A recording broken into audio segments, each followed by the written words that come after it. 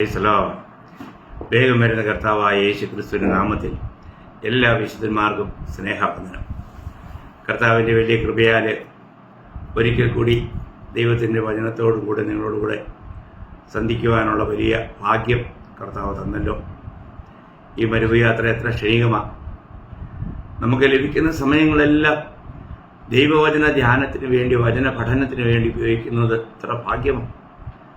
തിരുവചനത്തിൻ്റെ മാഹാത്മ്യം ജനങ്ങൾ മനസ്സിലാക്കുന്നില്ല.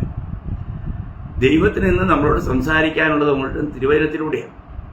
മാത്രമല്ല, ദൈവം തന്നെ വെളിപ്പെടുത്തുന്നത് പോലും തിരുവചനത്തിലൂടെയാണ്.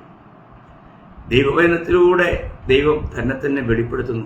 ദൈവവചനം അറിയത്തില്ലാത്തൊരു വ്യക്തിക്ക് ദൈവത്തെ അറിയാൻ കഴിയില്ല.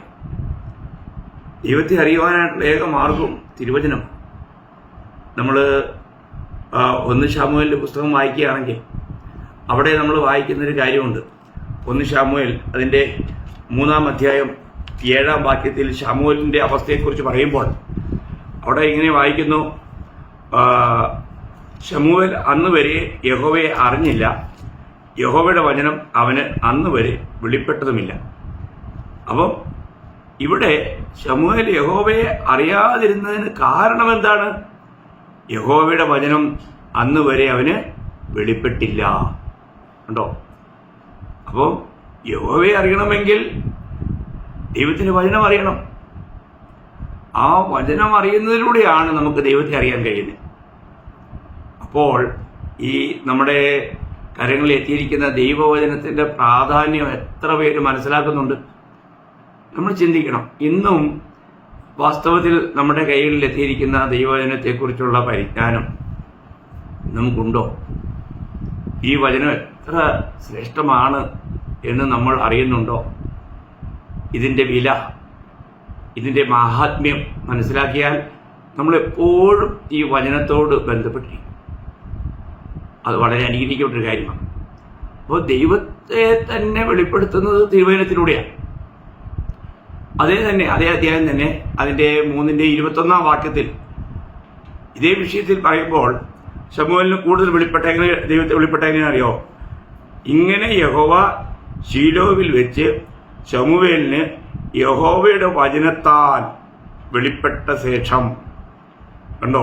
അപ്പോൾ യഹോവയുടെ വചനത്താൽ എന്ത് ചെയ്തു?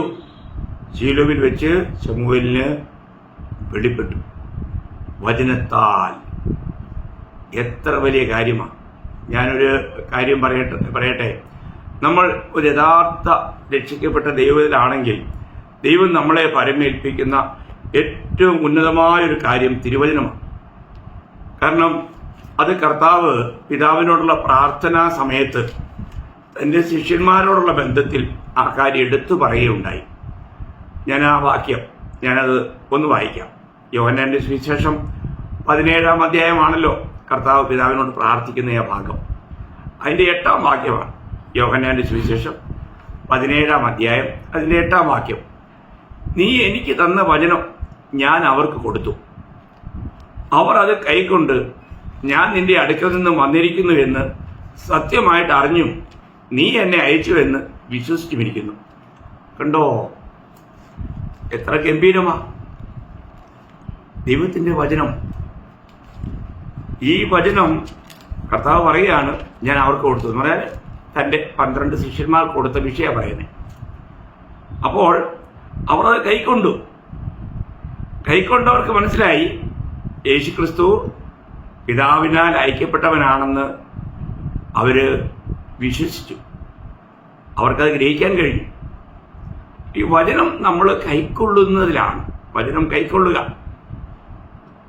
വചനത്തെ നമ്മൾ വിശ്വസിക്കുക, അതിന് നമ്മൾ അതുപോലെ അനുസരിക്കുക, ഇതാ അതിൻ്റെ വിഷയം. അതേ അധ്യായത്തിന് അതിൻ്റെ 14-ാം വാക്യത്തിൽ പിന്നെ കർത്താവ് വീണ്ടും പറയുന്നുണ്ട്: ഞാൻ അവർക്ക് നിന്റെ വചനം കൊടുത്തിരിക്കുന്നു, ഞാൻ ലൗകികനല്ലാത്തതുപോലെ അവരും ലൗകികന്മാരല്ലായിക്കൊണ്ട് ലോകം അവരെ പകച്ചു. അപ്പോൾ ഈ ദൈവത്തിൻ്റെ വചനം കൈക്കൊള്ളുന്നവരെ ഈ ലോകം പകയ്ക്കും. അതും ഒരു ഭയങ്കരമായ ഒരു അടയാളം തന്നെയാണ്. നമ്മൾ ദൈവത്താൽ സ്നേഹിക്കപ്പെട്ടവരും തിരഞ്ഞെടുക്കപ്പെട്ടവരും ദൈവത്തിനുള്ളവരായി തീർന്നിരിക്കുന്നു എന്നുള്ളതിൻ്റെ ഒരു തെളിവാണ് ഈ ലോകം നമ്മളെ പകയ്ക്കുവാനിടയാകുന്നത്. അതൊക്കെ എത്ര സത്യമല്ലേ? ഒരു യഥാർത്ഥ ഭക്തന് ഈ തിരുവചനത്തിൽ പറയുന്നതിൻ്റെ ശരിയായ അനുഭവം ഉണ്ടാവും. ആ അനുഭവം ഇന്ന് എൻ്റെ ജീവിതത്തിൽ ഉണ്ടോ എന്ന് നമ്മൾ പരിശോധിക്കട്ടെ. വളരെ വ്യക്തതയുള്ള കാര്യങ്ങളല്ലേ? ഇതാണല്ലേ തിരുവചനം. അത് പിതാവ് പുത്രന് നൽകി, പുത്രൻ അത് തന്നെ ശിഷ്യന്മാർക്ക് നൽകി. ഇന്ന് ശിഷ്യന്മാരും മറ്റുള്ളവർക്ക് കൊടുത്തോണ്ടിരിക്കുക. ഈ വചനം കൈക്കൊള്ളുവാൻ അനേർക്കും മനസ്സില്ല. നമ്മൾ ഈ തിരുവെഴുത്തുകളെ ശോധന ചെയ്യുന്ന അനേർക്കും കർത്താവിൻ്റെ അടുക്കിലേക്ക് വരാൻ കഴിഞ്ഞില്ല. അത് കർത്താവ് പറഞ്ഞല്ലോ. അതിന് പോലും കൃപ ആവശ്യമാണ്. നമ്മൾ യോഹന്നാന്റെ സുവിശേഷം 5-ാം അധ്യായം അതിൻ്റെ 39-40 വാക്യങ്ങൾ വായിക്കുമ്പോൾ, നിങ്ങൾ തിരുവെഴുത്തുകളെ ശോധന ചെയ്യുന്നു, അവയിൽ നിങ്ങൾക്ക് നിത്യജീവനുണ്ട് എന്ന് നിങ്ങൾ നിരൂപിക്കുന്നുവല്ലോ. അവ എനിക്ക് സാക്ഷ്യം പറയുന്നു. എങ്കിലും ജീവൻ പ്രാപിക്കേണ്ടതിന് എൻ്റെ അടുക്കൽ വരുവാൻ നിങ്ങൾക്ക് മനസ്സില്ല. കണ്ടോ? കർത്താവിൻ്റെ അടുക്കൽ വരിക എന്നുള്ളത്, അല്ലെങ്കിൽ ഈ സത്യം ഒന്ന് വെളിപ്പെട്ട് കിട്ടുക എന്നുള്ളത് എത്ര ഗഹനമാണ് പ്രിയമുള്ളവരെ, എത്ര ഗഹനമാണ്. നമുക്കിന്ന് കർത്താവായ യേശു ക്രിസ്തു നമ്മുടെ സ്വന്തമായിട്ടുണ്ടോ? നമുക്കറിയാം, അപ്പോസ്തല പ്രവൃത്തികൾ വായിക്കുമ്പോൾ അവിടെ പെന്തക്കോസ്ത് നാളിൽ പത്രോസ് പ്രസംഗിച്ചപ്പോൾ അത് കേട്ടവർ എന്ത് ചെയ്യുന്ന, അതിൻ്റെ 2-ാം അധ്യായം, അപ്പോസ്തല പ്രവൃത്തികൾ 2-ാം അധ്യായം 41-ാം വാക്യം, അവന്റെ വാക്ക് കൈക്കൊണ്ടവർ സ്നാനമേറ്റു. അന്ന് 3000-ഓളം പേർ അവരോട് ചേർന്നു. അപ്പോൾ അവന്റെ വാക്ക്, ഈ തിരുവചനം, അത് കൈക്കൊണ്ടവർ, ആ കൈക്കൊണ്ടവരിലാണ് വലിയ മാറ്റം ഉണ്ടായത്. അവര് കർത്താവിനെ അനുസരിക്കാനിടയായി തീർന്നു. നമ്മൾ യഥാർത്ഥമായിട്ടും ഇന്ന് നമ്മൾ ഈ ദൈവവചനത്തോടുള്ള ബന്ധത്തിനാണ് യഥാർത്ഥത്തിൽ നമ്മൾ ദൈവവുമായിട്ടുള്ള ബന്ധം. കർത്താവിനെ അനുസരിക്കുന്നതിലും കർത്താവിനെ കേൾക്കുന്നതിലൊക്കെ നമുക്ക് ഈ തിരുവചനത്തോടുള്ള ബന്ധത്തിലാണ്. പിതാവ് നമ്മളെ എത്രമാത്രം സ്നേഹിക്കുന്നുവെന്ന് നമ്മൾ അറിയണം. അതറിഞ്ഞു കഴിഞ്ഞാൽ ആ സ്നേഹത്തിൻ്റെ ആഴങ്ങളൊന്നും ഗ്രഹിച്ചാൽ നമുക്ക് എങ്ങനെ കർത്താവിൽ നിന്നും അകലാൻ പറ്റും? കർത്താവ് തന്നെ പറഞ്ഞ ഒരു വാക്യം, യോഹന്നാന്റെ സുവിശേഷം 15-ാം അധ്യായം 9-ാം വാക്യം, പിതാവ് എന്നെ സ്നേഹിക്കുന്ന പോലെ ഞാനും നിങ്ങളെ സ്നേഹിക്കുന്നു, എൻ്റെ സ്നേഹത്തിൽ വസിപ്പിൻ. ഉണ്ടോ? പിതാവ് എന്നെ സ്നേഹിക്കുന്നത് പോലെ ഞാനും നിങ്ങളെ സ്നേഹിക്കുന്നു, എൻ്റെ സ്നേഹത്തിൽ വസിപ്പിൻ. ദൈവമക്കൾ, ഈ വാക്യങ്ങളൊക്കെ വായിക്കുമ്പോൾ ദൈവാത്മാവുള്ള ഒരു വ്യക്തിയെ സംബന്ധിച്ചിടത്തോളം അവർക്ക് ലഭിക്കുന്ന ആനന്ദത്തിനൊരു പരിധിയുണ്ടോ? അപ്പോൾ പിതാവ് പുത്രനെ സ്നേഹിക്കുന്നത് പോലെ പുത്രൻ പറയാണ്, ഞാനും നിങ്ങളെ സ്നേഹിക്കുന്നു. അതേ കാര്യം തന്നെ അതിൻ്റെ 17-ാം അധ്യായം 23-ാം വാക്യത്തിൽ, നീ എന്നെ സ്നേഹിക്കുന്ന പോലെ അവരെയും സ്നേഹിക്കുന്നു എന്ന് ലോകം അറിയുവാൻ. കണ്ടോ?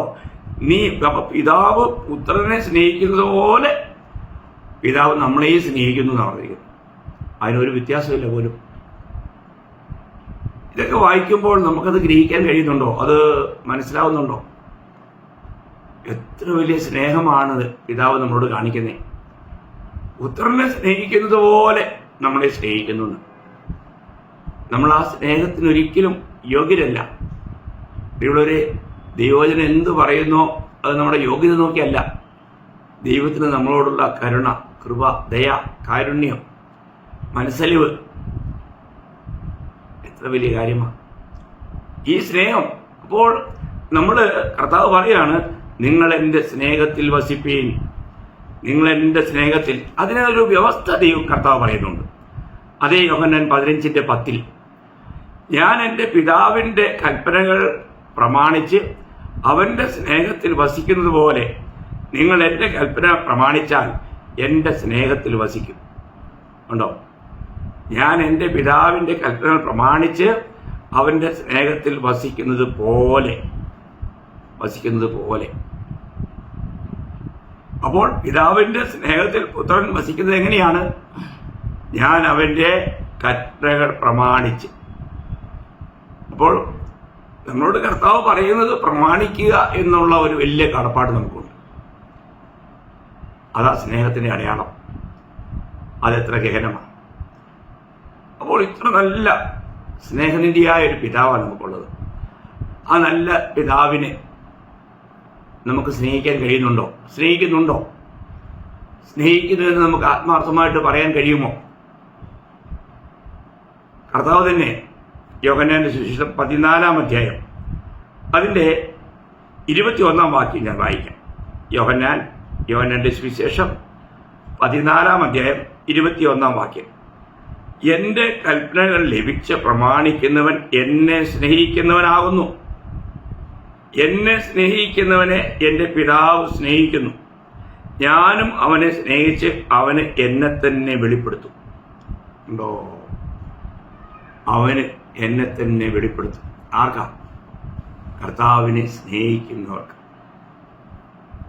കർത്താവിനെ ഓരോ ദിവസവും വെളിപ്പെട്ട് കിട്ടുക എന്നുള്ളത് നമ്മുടെ ഈ ചെറിയൊരു ആയുസ്സിൽ എത്ര ഭാഗ്യകരമായ ഒരു അവസ്ഥയാണ് ദൈവമക്കളെ. നമ്മുടെ കർത്താവിനെ കുറിച്ചുള്ള ആ യഥാർത്ഥമായ പ്രകാശനം അത് നമ്മളെ ഈ ലോകത്തിലെ മറ്റുള്ള എല്ലാ കാര്യങ്ങളും നമ്മളെ അകറ്റും. ഇതിനേക്കാൾ ശ്രേഷ്ഠമായിട്ട് എന്തെങ്കിലും ഉണ്ടോ? കർത്താവിനേക്കാൾ കവിഞ്ഞ് സ്നേഹിക്കുവാൻ അല്ലെങ്കിൽ ആഗ്രഹിക്കുവാൻ മറ്റെന്തെങ്കിലും ഉണ്ടോ? അത് തന്നെയാണോ നമ്മുടെ ആഗ്രഹം? അതാ വിഷയം. നമുക്കൊരു ശരിയായ നിലയിലുള്ള കർത്താവിനെ അറിയാനുള്ള ശരിയായ നിലയിലുള്ള ഒരു ആഗ്രഹം അതുപോലും ദൈവം തരുന്നതാ. അപ്പോൾ ഇവിടെ അതേ യോഹന്നാൻ 14:23 പറയുന്നു, യേശു അവനോട്, എന്നെ സ്നേഹിക്കുന്നവൻ എന്റെ വചനം പ്രമാണിക്കും. എന്റെ പിതാവ് അവനെ സ്നേഹിക്കും. ഞങ്ങൾ അവന്റെ അടുക്കൽ വന്ന് അവനോട് കൂടെ വാസം ചെയ്യും. എത്ര വിലപ്പെട്ട കാര്യമാണ്. യേശു അവനോട്, എന്നെ സ്നേഹിക്കുന്നവൻ എന്റെ വചനം പ്രമാണിക്കും. അതാ, കർത്താവിനെ സ്നേഹിക്കുന്നവൻ കർത്താവിന്റെ വചനം പ്രമാണിക്കും. അപ്പൊ ഇന്ന് നമുക്ക് ആ കർത്താവിന്റെ വചനം പ്രമാണിക്കുവാൻ കഴിയുന്നുണ്ടോ? അതുപോലെ അനുസരിക്കാൻ കഴിയുന്നുണ്ടോ എന്നുള്ളതാണ് വലിയ വിഷയം. എത്ര ഭാഗ്യകരമായ ഒരവസ്ഥയാണ്. അപ്പോൾ കർത്താവ് പറയുകയാണ്, ഞാനും പിതാവും കൂടെ വന്ന് അവനോട് കൂടെ വാസം ചെയ്യും എന്ന് പറഞ്ഞാൽ, യഥാർത്ഥത്തിൽ ഒരു ക്രിസ്തീയ ജീവിതം എന്ന് പറഞ്ഞാൽ ത്രിയേക ദൈവത്തോടുകൂടെ കൂട്ടായ്മ അനുഭവിക്കുന്ന ഒരു വലിയ സ്വർഗീയ സന്തോഷം ആസ്വദിക്കുന്ന ഒരു ജീവിതമാണ്. ഇന്ന് അങ്ങനെയൊരു ജീവിതം നയിക്കുവാനായിട്ട് നമുക്ക് കഴിയുന്നുണ്ട്. ആ ഒരു വലിയ സത്യം അതാണ് നമ്മൾ മനസ്സിലാക്കേണ്ടത്. എന്നാൽ തിരുവചനം കൂടാതെ ഈ സ്നേഹം ഒരിക്കലും നമുക്ക് വെളിപ്പെടുത്താൻ കഴിയില്ല. കാരണം അതേ യോഹന്നാൻ 14:24 വാക്യത്തിൽ വായിക്കുന്നത്, എന്നെ സ്നേഹിക്കാത്തവൻ എന്റെ വചനം പ്രമാണിക്കുന്നില്ല. ഉണ്ടോ? എന്നെ സ്നേഹിക്കാത്തവൻ എന്റെ വചനം പ്രമാണിക്കുന്നില്ല. നിങ്ങൾ കേൾക്കുന്ന വചനം എന്റേതല്ല, എന്നെ അയച്ച പിതാവിൻ്റെതത്രേ എന്ന് ഉത്തരം പറഞ്ഞു. അപ്പോൾ എന്നെ സ്നേഹിക്കാത്തവൻ എന്റെ വചനം പ്രമാണിക്കുന്നില്ല. അപ്പോൾ ഒരുവൻ ദൈവവചനം പ്രമാണിക്കുന്നുണ്ടോ ഇല്ലയോ എന്നതിൻ്റെ അടിസ്ഥാനത്തിലാണ് വാസ്തവത്തിൽ ഒരുവൻ ദൈവത്തെ സ്നേഹിക്കുന്നുണ്ടോ ഇല്ലയോ എന്ന് നമ്മൾ മനസ്സിലാക്കുക. എല്ലാത്തിനും ആധാരം തിരുവചനമാണ്. തിരുവചനത്തിലൂടെ വേണം നമ്മൾക്ക് കാര്യങ്ങളെല്ലാം ഗ്രഹിക്കുവാൻ. ഈ വചനപ്രകാരം തന്നെ മനുഷ്യനെ ഒരു ദിവസം കർത്താവ് ന്യായം വിധിക്കുന്ന ദിവസമുണ്ട്. ഈ വചനപ്രകാരം തന്നെ കർത്താവ് തന്റെ ന്യായാസനത്തിന് മുൻപിൽ ഓരോ ഭക്തന്മാർക്കും പ്രതിഫലം കൊടുക്കുന്ന ഒരു ദിവസമുണ്ട്. ഏത് കാര്യവും നമ്മൾ ഒരുങ്ങേണ്ടത് ഈ വചനത്തിന്റെ അടിസ്ഥാനത്തിലാണ്. അതുകൊണ്ടല്ലേ കർത്താവ് പറഞ്ഞത്, എന്റെ വചനങ്ങളെ കേട്ട് ചെയ്യുന്നവനെല്ലാം ബുദ്ധിയുള്ള മനുഷ്യൻ. അതാണ് ദൈവത്തിന്റെ ദൃഷ്ടിയിൽ ബുദ്ധിമാനായിരിക്കുക എന്ന് പറയുന്നത്. അപ്പോൾ നമ്മളോടുള്ള ബന്ധത്തിൽ ഇത് വളരെ വിലപ്പെട്ട ഒരു കാര്യം തന്നെയാണ്. നമ്മൾ ഈ സത്യം, ഈ യാഥാർത്ഥ്യം വളരെ ഗഹനമായിട്ട് പഠിക്കണം. അപ്പം ഇന്ന് ഞാൻ നിങ്ങളോട് പറയാനായിട്ട് തയ്യാറാക്കിയൊരു വിഷയം എന്ന് പറഞ്ഞാൽ, ഈ ദൈവത്തിൻ്റെ വചനം, നമുക്ക് ദൈവവചനം വായിക്കുമ്പോൾ മനസ്സിലാക്കാൻ കഴിയുന്നൊരു കാര്യം, ലോകത്തിൽ 3 വിഭാഗം ജനങ്ങളുണ്ട് ഇന്ന്, അല്ലേ? മനുഷ്യൻ മതം എത്രയെന്ന് ചോദിച്ചാൽ എണ്ണി തീർക്കാൻ പറ്റാതെ രീതിയിൽ മതങ്ങളുണ്ട്. അത് മനുഷ്യനുണ്ടാക്കിയതാണ്. എന്നാൽ ദൈവം മനുഷ്യനെ 3 നിലയിൽ 3 രീതിയിൽ അതിനെ വിഭജിച്ചിട്ടുണ്ട്. ആ വിഭജനം, തിരുവചനം പറയുന്ന ആ വിഭജനം ഞാൻ നിങ്ങൾക്കൊന്ന് കാണിച്ചു തരാം. എന്നിട്ട് പിന്നെ അതിനെക്കുറിച്ച് അല്പമായിട്ട്, ആ നിലയിലുള്ള ആത്മീയ നിലവാരത്തെക്കുറിച്ചും അല്പമായിട്ട് പറയാം എന്ന് ആഗ്രഹിക്കുക. അപ്പോൾ നമ്മൾ 1 കൊരിന്ത്യർ 10-ാം അധ്യായം അതിൻ്റെ 32-ാം വാക്യത്തിൽ, യഹൂദന്മാർക്കും യവനന്മാർക്കും ദൈവസഭയ്ക്കും ഇടർച്ചയല്ലാത്തവരാകുവിൻ. അപ്പോൾ ദൈവത്തിൻ്റെ ദൃഷ്ടിയിൽ ഈ ലോക മനുഷ്യർ ഈ 3 വിഭാഗങ്ങളിൽ ഏതെങ്കിലും ഒരു ഗ്രൂപ്പിൽപ്പെടും. വളരെ ശ്രദ്ധിക്കണേ. യഹൂദൻ, യവനൻ, ദൈവസഭ. അപ്പോൾ നമുക്കറിയാം, യഹൂദരെ സംബന്ധിച്ചിടത്തോളം അവര് ദൈവത്താൽ വിളിച്ച് വേർതിരിക്കപ്പെട്ട ദൈവത്തിൻ്റെ ജനമെന്നറിയപ്പെടുന്ന അബ്രഹാമിയ തലമുറയിൽപ്പെട്ട ഒരു വിശേഷ കൂട്ടമാണ്. യാക്കോബിൻ്റെ 12 മക്കൾ ഗോത്രങ്ങളായി തിരിഞ്ഞ് ഇസ്രായേൽ എന്ന് അവരെ നാമം ലഭിച്ച യാക്കോബിൻ്റെ സന്തതി പരമ്പരയാണ് ഈ യഹൂദന്മാർ. ഇസ്രയേലിയർ എന്നും യഹൂദന്മാർ എന്നും വിളിക്കുന്നത് അവരെയാണല്ലോ, എല്ലാവർക്കും അറിയാവുന്ന കാര്യമാണ്.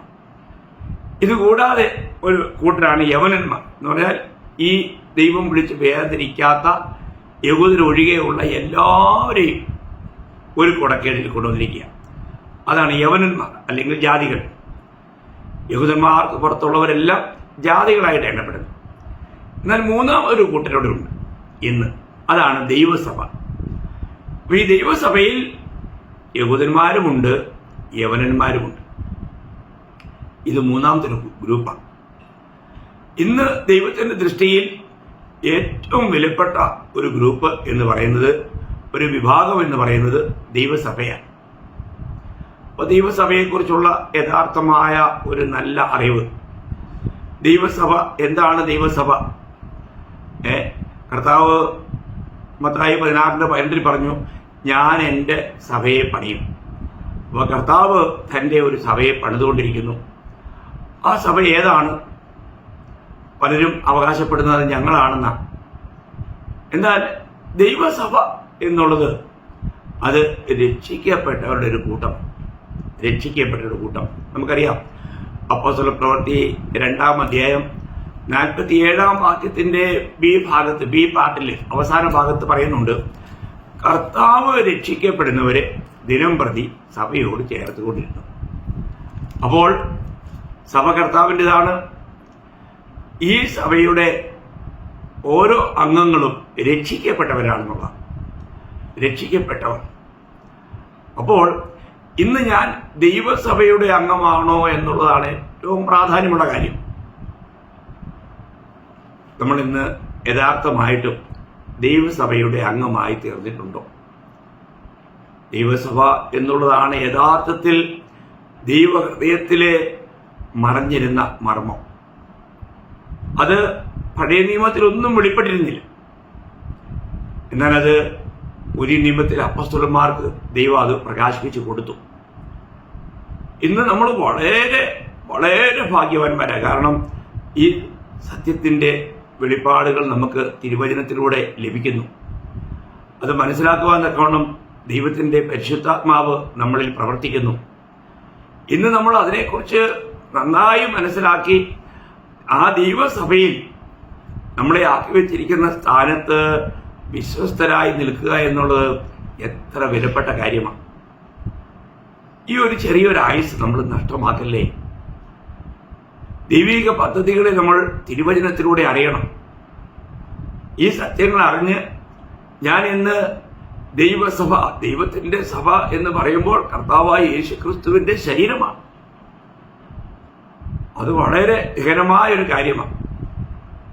അപ്പോൾ ഈ ശരീരത്തിന്റെ ഭാഗമായി തീർന്നുകൊണ്ട് അവിടുത്തെ ശരീരത്തിന്റെ ഒരു അവയവമായി ഈ ശരീരത്തിന്റെ തലയാകുന്ന ക്രിസ്തുവിൽ നിന്നുള്ള ആലോചനയിൽ ഓരോ ദിവസവും നീങ്ങുന്ന ഒരു വ്യക്തിയായിരിക്കും യഥാർത്ഥ ദൈവസഭയുടെ അംഗം. ഇത് നമ്മൾ കൃത്യമായിട്ടും വ്യക്തമായിട്ടും മനസ്സിലാക്കണം. ഇത് നമ്മുടെ ജീവിതത്തിൽ നമുക്ക് ആസ്വദിക്കുവാൻ കഴിയണം. എന്തിനെങ്കിലും ഉള്ള ഒരു ജീവിതമല്ല ക്രിസ്തീയ ജീവിതം. അതുകൊണ്ട് ഞാൻ ഇന്ന് യഥാർത്ഥമായും രക്ഷിക്കപ്പെട്ട് ഒരു ദൈവ പൈതലായി തീർന്നിട്ടുണ്ടോ, ദൈവസഭയുടെ ഞാൻ അംഗമാണോ, എവിടെയെല്ലാം ലോകത്ത് ഉണ്ടെങ്കിലും ഉള്ളവരാണെങ്കിലും അവര് ഏത് ജാതിയിൽപ്പെട്ടവരാണെങ്കിലും കർത്താവായ യേശു ക്രിസ്തുവിനെ തൻ്റെ സ്വന്തം രക്ഷിതാവും കർത്താവുമായി വിശ്വസിച്ച് അംഗീകരിച്ച എല്ലാവരും ദൈവമക്കളാണ്. അവർ ദൈവസഭയുടെ അംഗമാണ്. അവരേതെങ്കിലും ഒരു പ്രാദേശിക സഭയുടെ അംഗമായിരിക്കാം, എന്നാൽ സാർവത്രിക സഭയിലെ അവരൊരു അംഗമാണ്. ക്രിസ്തുവിന്റെ ശരീരമായ ആ സഭയുടെ ഒരു അവയവമാണ്. ഇത് വളരെ വിലപ്പെട്ടൊരു കാഴ്ചപ്പാടാണ്. ഈ കാഴ്ചപ്പാടാണ് യഥാർത്ഥത്തിൽ ദൈവമക്കളെ പരസ്പര സ്നേഹത്തിലും ഐക്യത്തിലും നിലനിർത്തുന്നത്. ഇതിൽ നമ്മൾ വളർച്ച ഉണ്ടാകണം. അപ്പോൾ ഈ ആത്മീയ ഗോളത്തിൽ യഥാർത്ഥത്തിൽ ഇന്നിപ്പോൾ നമ്മളൊരു സഭ കൂടി വരുമ്പോൾ ആ കൂടി വരുന്ന കൂട്ടങ്ങളിൽ 3 നിലയിലുള്ള ജനങ്ങളുണ്ട്. അത് വളരെ പ്രത്യേകം ശ്രദ്ധിക്കണം. 3 നിലയിലുള്ള അതാരൊക്കെയാണെന്ന് ഞാൻ പറയാം. 1 പ്രാകൃതന്മാർ, 2 ജഡീകർ, 3 ആത്മീയർ. ഈ 3 കൂട്ടം ജനങ്ങളും എല്ലാ കൂടിവരവുകളിലും നമുക്ക് കാണാൻ കഴിയും. അതിനകത്ത് പ്രാകൃതരുണ്ട്, അതിനകത്ത് ജഡീകന്മാരുണ്ട്, അതിനകത്ത് ആത്മീയരുണ്ട്. ഇന്ന് നമ്മുടെ നിലവാരം എവിടെ എത്തി നിൽക്കുന്നു എന്നുള്ളതാണ് വ്യക്തിപരമായിട്ട് നമ്മൾ മനസ്സിലാക്കേണ്ടത്. ഇതെല്ലാം നമ്മൾ തിരുവചനത്തിന്റെ അടിസ്ഥാനത്തിൽ തന്നെ ശരിയായ നിലയിൽ നമ്മൾ മനസ്സിലാക്കണം. ഇന്ന് അനേകരും വളരെ നല്ല മതഭക്തരായിട്ടുള്ളവരുണ്ട്, സംഘടനാഭക്തിയുള്ളവരുണ്ട്, എന്നാൽ ദൈവഭക്തന്മാരെ വളരെ കുറച്ചേ കാണാൻ കഴിയും. ഇത് നമ്മൾ വളരെ ശ്രദ്ധിക്കണം.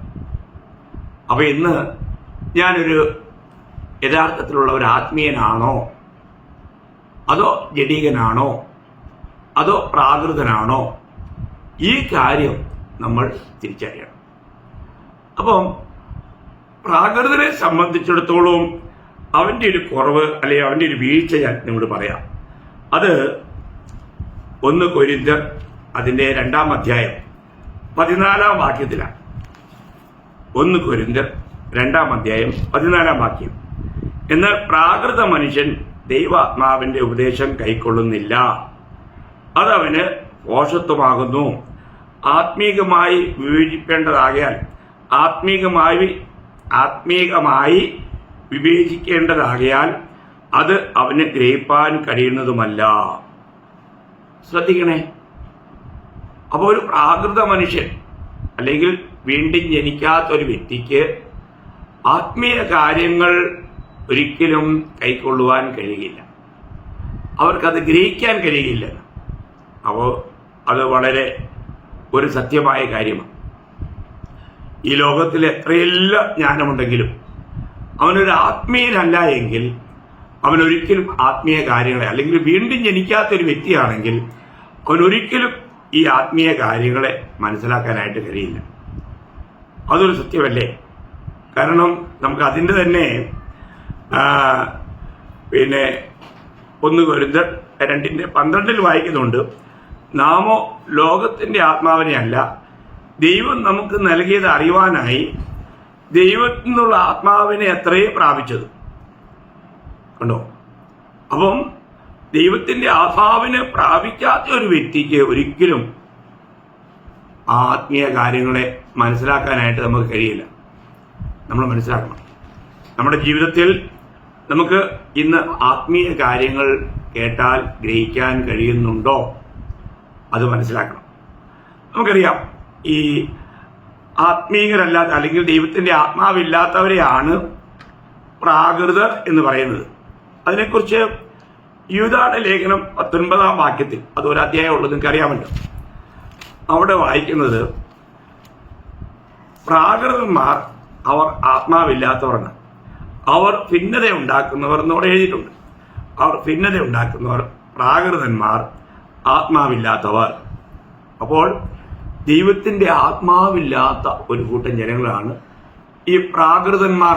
പ്രാകൃതൻ എന്ന് പറഞ്ഞാൽ ഒരിക്കൽ മാത്രം ജനിച്ചവൻ, ജഡത്തിൽ മാത്രം ജനിച്ചവൻ, വീണ്ടും ജനിക്കാത്തവൻ എന്നൊക്കെ അതിനർത്ഥമുണ്ട്. അപ്പോൾ ഒരു പ്രാകൃത മനുഷ്യന് ഒരിക്കലും അവനിനി ലോകപ്രകാരം എത്ര വിദ്യാസമ്പന്നാണെങ്കിലും അവന് ഈ കാര്യങ്ങൾ ഗ്രഹിക്കാൻ പറ്റില്ല.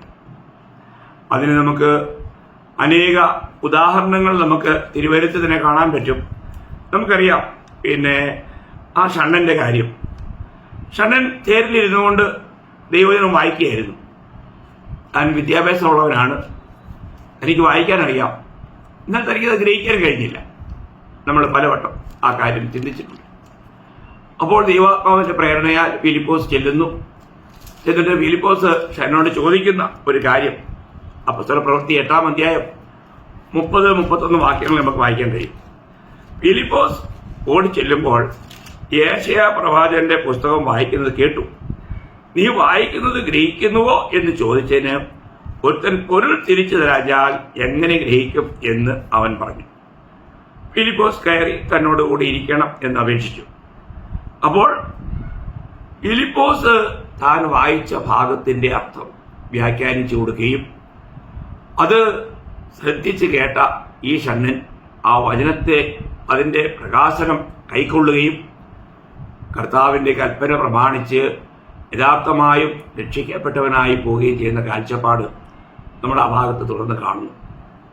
അപ്പോൾ തിരുവെഴുത്ത് നമുക്ക് ഗ്രഹിക്കാൻ കഴിഞ്ഞില്ലെങ്കിൽ നമുക്കതിനെ ശരിക്കും ആസ്വദിക്കാൻ കഴിയില്ല, അതിൻ്റെ പ്രയോജനം നമുക്കുണ്ടായില്ല. അപ്പോൾ ഒരു പ്രാകൃത മനുഷ്യൻ നോക്കണം, അദ്ദേഹം വിദ്യാസമ്പന്നനാണ്, എത്യോപ്യ രാജ്ഞിയുടെ ധനകാരമന്ത്രിയാണ്. പക്ഷേ അദ്ദേഹം ദൈവവചന പ്രകാരം ഒരു പ്രാകൃതനായിരുന്നു. പ്രാകൃതൻ, ദൈവത്തിൻ്റെ ആത്മാവില്ലാത്ത മനുഷ്യൻ. എത്രയെല്ലാം ജ്ഞാനിയോ എത്രയെല്ലാം പദവികളുള്ള ഒരു വ്യക്തിയാണെന്ന് പറഞ്ഞാലും ഇന്ന് നമ്മൾ കാണുന്ന രക്ഷിക്കപ്പെടാത്ത എല്ലാവരും പ്രാകൃതന്മാരാണ്. നമുക്കറിയാം, ഒരു രാത്രിയിൽ കർത്താവിനടുക്ക വന്ന നിക്കോദമോസ് താനും ഒരു പ്രാകൃതനായിരുന്നു, വീണ്ടും ജനിക്കാത്ത വ്യക്തിയായിരുന്നു. എനിക്ക് ദൈവത്തിൻ്റെ ആത്മാവിൻ്റെ വചനങ്ങളെ ഗ്രഹിക്കാൻ കഴിഞ്ഞില്ല. അത് അവിടെ ആ സംഭാഷണത്തിൽ നമുക്ക് യോഹന്നാന്റെ സുവിശേഷത്തിൽ നമുക്ക് വ്യക്തമായിട്ടും കാണാൻ കഴിയും. യോഹന്നാന്റെ സുവിശേഷം 3-ാം അധ്യായം. ഞാനതിൻ്റെ എല്ലാം ഒന്നും വായിക്കുന്നില്ല, അതിൻ്റെ 3-4 വാക്യം മാത്രം പെട്ടെന്ന് വായിക്കാം. അവിടെ യേശു 3-4 വാക്യം ഞാൻ വായിക്കാം. യേശു അവനോട്, ആമേൻ ആമേൻ ഞാൻ നിന്നോട് പറയുന്നു, പുതുതായി ജനിച്ചില്ല എങ്കിൽ ദൈവരാജ്യം കാണുവാൻ ആർക്കും കഴിയുകയില്ല എന്നുത്തരം പറഞ്ഞു. നിക്കോദമോസ് അവനോട്, മനുഷ്യൻ വൃദ്ധനായ ശേഷം ജനിക്കുന്നത് എങ്ങനെ? രണ്ടാമതും അമ്മയുടെ ഉദരത്തിൽ കടന്ന് ജനിക്കാമോ എന്ന് ചോദിച്ചു. ഉണ്ടോ? അതാണ് ഒരു പ്രാകൃത മനുഷ്യൻ. ആരാ നിക്കോദമോസ്? താൻ ഒരു റബിയ, ഒരു ഉപദേഷ്ടാവ, ലോകപ്രകാരം പ്രായവും പക്വതയുള്ള ഒരു മനുഷ്യനാണ്. പക്ഷെ അദ്ദേഹത്തിന് പോലും കർത്താവ് പറഞ്ഞ ആത്മീയ കാര്യങ്ങൾ അവൻ ഗ്രഹിക്കാൻ കഴിഞ്ഞില്ല. അതാ ദൈവമക്കൾ, ഇന്ന് നമ്മൾ ദൈവവചനം വായിക്കുന്നെങ്കിൽ നമ്മൾ ഗ്രഹിക്കുന്നുണ്ടോ? നമുക്ക് യഥാർത്ഥമായും ഈ വീണ്ടും ജന്മം എന്ന് പറയുന്ന അനുഭവമുണ്ടോ? ഞാനൊരു പുതുസൃഷ്ടിയായി തീർന്നുവെന്ന് നമുക്ക് പറയാൻ കഴിയുമോ? ഞാൻ ദൈവസഭയുടെ ഒരു അംഗമാണെന്ന് പറയാൻ കഴിയുമോ? ലോകത്തിലുള്ള ഏതെങ്കിലും ഒരു സഭയുടെ അംഗമായിരിക്കാം ചിലപ്പോൾ എന്നെ കേൾക്കുന്ന നിങ്ങളിൽ പലരും. എന്നാൽ നിങ്ങൾ യഥാർത്ഥമായും ദൈവസഭയുടെ അംഗമായി തീർന്നിട്ടുണ്ടോ? കർത്താവായ യേശുക്രിസ്തുവിന്റെ ശരീരമാകുന്ന സഭയുടെ ഒരു അംഗമായി, ഒരു അവയവമായി മാറുവാൻ വീണ്ടും ജന്മത്താൽ നമുക്ക് കഴിഞ്ഞിട്ടുണ്ടോ? ഇല്ലെങ്കിൽ ആ വ്യക്തി പ്രാകൃതനാണ്. ഞാൻ നിങ്ങളോട് ചോദിക്കുന്നത് നിങ്ങൾ സ്നാനപ്പെട്ടോ എന്നല്ല, നിങ്ങൾ യഥാർത്ഥമായും രക്ഷിക്കപ്പെട്ടോ എന്നാണ്. അല്ലെങ്കിൽ എത്രയോ സ്നാനപ്പെട്ടവർക്ക് രക്ഷാനുഭവമില്ല. അങ്ങനെ പോയി വെള്ളത്തിൽ മുങ്ങിയ അനേകരുണ്ട്. അവരെക്കുറിച്ചല്ല ഞാൻ പറയുന്നത്. അപ്പോൾ ഇവിടെ നമുക്ക് വായിക്കാൻ കഴിയുന്നത്, നമ്മുടെ ജീവിതത്തിൽ ദൈവത്തിൻ്റെ ലക്ഷ്യം നമ്മുടെ പഴയ സൃഷ്ടിയിൽ നിന്നും പൂർണ്ണമായും പുറത്തു കൊണ്ടുവന്ന് പുതിയ സൃഷ്ടിയിൽ ആക്കി വയ്ക്കുക എന്നതാണ്. പുതിയ സൃഷ്ടിയിലാക്കി വയ്ക്കുക, വീണ്ടും ജനനം, ദൈവത്തിൻ്റെ സ്വന്തം ജീവൻ സ്വീകരിക്കുക എന്നാണ് അതിൻ്റെ അർത്ഥം. ദൈവത്തിൻ്റെ സ്വന്തം ജീവൻ പ്രാപിക്കുക. വീണ്ടും ജനിക്കുക എന്ന് പറയുമ്പോൾ ദൈവത്തിൻ്റെ ജീവൻ പ്രാപിക്കുക എന്നാണ് അതിൻ്റെ അർത്ഥം. ദൈവത്തിൻ്റെ വകയായി തീരുക, ദൈവത്തിൻ്റെ സ്വന്തമായി തീരുക. ആ പഴയ സൃഷ്ടിയിൽ നിന്നും പൂർണ്ണമായും നമ്മളെ വേർപെടുത്തുക, അതാ വീണ്ടും ജന്മം. അപ്പോൾ ഞാൻ ഇതിനു മുൻപ് പല ക്ലാസ്സുകളിൽ പറഞ്ഞിട്ടുണ്ട്, ബൈബിളിൽ രണ്ട് വ്യക്തികളേ ഉള്ളൂ, രണ്ട് മനുഷ്യൻ. ഒന്നാം മനുഷ്യൻ, രണ്ടാമത്തത് ഒടുക്കത്തെ മനുഷ്യൻ.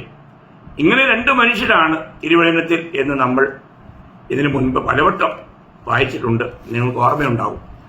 നമ്മൾ 1 കൊരിന്ത്യർ 15-ാം അധ്യായം 45-ാം വാക്യത്തിൽ വായിക്കുന്നതാണ്. ഒന്നാം മനുഷ്യനായ ആദാം, ഒന്നാം മനുഷ്യൻ, അത് ആദാം ജീവനുള്ള ദേഹിയായി തീർന്നു എന്ന് എഴുതിയിരിക്കുന്ന പോലെ ഒടുക്കത്തെ ആദാം അല്ലെങ്കിൽ ഒടുക്കത്തെ മനുഷ്യനായ ആദാം ജീവിപ്പിക്കുന്ന ആത്മാവായി. അതാണ് നമ്മൾ വായിക്കുന്നത്. അപ്പോൾ നമുക്ക് ഈ ഒടുക്കത്തെ മനുഷ്യനിൽ നമ്മൾ ആയിത്തീരണം, അല്ലെങ്കിൽ ആക്കി വയ്ക്കണം എന്നുള്ളതാണ് ദൈവത്തിന്റെ പദ്ധതി. അപ്പോൾ അങ്ങനെ ആയിത്തീരാത്തൊരു വ്യക്തിയെ സംബന്ധിച്ചിടത്തോളം അവനെ കുറിച്ച് പറയുന്നത് അവൻ പ്രാകൃതനാണെന്നാണ്. പ്രാകൃതൻ. അപ്പോൾ ലളിതമായി പറഞ്ഞാൽ നമ്മൾ ഇന്ന് ചിന്തിക്കുന്ന ഈ വിഷയം, ഞാനത് നാളെ അത് തുടർച്ചയായിട്ട് പറയാം. അപ്പോൾ ഈ ലോകത്തിൽ 3 വിഭാഗം ജനങ്ങളാണ് ഉള്ളത് എന്ന് തിരുവചനം പറയുന്നു. ഒന്ന് യഹൂദൻ, ഒന്ന് യവനൻ അല്ലെങ്കിൽ ജാതികൾ, 3 ദൈവസഭ. അതേപോലെ തന്നെ ആത്മീയമായ നിലവാരത്തിലും ഒരു കൂട്ടായ്മയിൽ 3 നിലയിലുള്ള ജനങ്ങളുണ്ടാവും: പ്രാകൃതൻ, ജഡീകൻ, ആത്മീയൻ. അപ്പൊ ഇന്ന് എന്നെ കേൾക്കുന്ന നിങ്ങൾ ഓരോരുത്തരും തിരിച്ചറിയേണ്ട ഒരു കാര്യം, ഞാൻ ഇന്നൊരു പ്രാകൃതനാണോ, അതോ ജഡീകനാണോ, അതോ ആത്മീയനാണോ? അപ്പോൾ നമ്മൾ എങ്ങനെയായിരിക്കണം? നമ്മളൊരു യഥാർത്ഥത്തിലുള്ള ഒരു ദൈവത്തിലാണെങ്കിൽ അവനൊരു ആത്മീയനായിരിക്കണം. അതെങ്ങനെ കഴിയും? ആരെയാണ് ആത്മീയർ എന്ന് പറയുന്നത്? അത് കർത്താവ് സഹായിച്ചാൽ. ഇന്ന് സമയം പോയതുകൊണ്ട് ഞാൻ ഇപ്പോൾ ഇവിടെ നിർത്തുകയാണ്. അടുത്ത ക്ലാസ്സിൽ ഞാനത് ഒന്നുകൂടെ നിങ്ങൾക്കത് വിശദമായി പറഞ്ഞുതരാം. നമ്മളിതൊക്കെ ഈ സത്യങ്ങളൊക്കെ അറിയാൻ കർത്താവ് നമ്മളെ സഹായിക്കട്ടെ. ഈ ചെറിയൊരു ആയുസ്സിലാണ് നമ്മൾ നിത്യതയ്ക്ക് വേണ്ടി ഈ ഒരുക്കങ്ങളും ഈ കാര്യങ്ങളുമെല്ലാം നമ്മൾ ചെയ്യേണ്ടത്. അതിന് കർത്താവ് നിങ്ങളെ ഈ വചനങ്ങളെ സഹായിക്കട്ടെ. കർത്താവിൻ്റെ നാമം മഹത്വപ്പെടുമാറാകട്ടെ.